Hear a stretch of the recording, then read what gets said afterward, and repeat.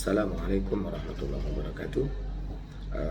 Mahasiswa sekalian, pada kesempatan ini saya akan menyampaikan mata kuliah pendidikan anti korupsi.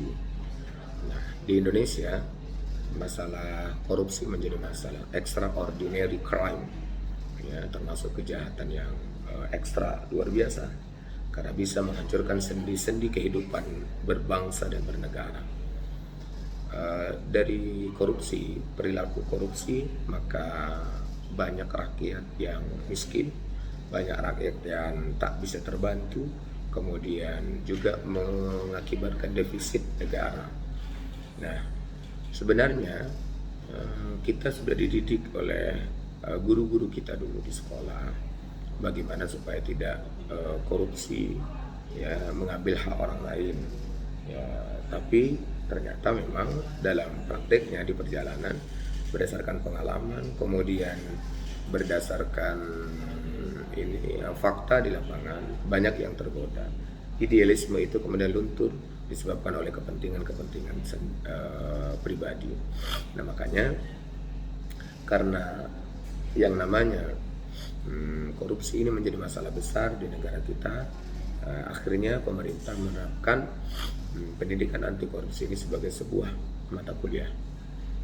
Karena perlu ada pembelajaran sejak dini kepada seluruh unsur bangsa yang ada di Indonesia.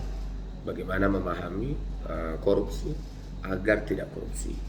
Bukan memahami korupsi untuk korupsi.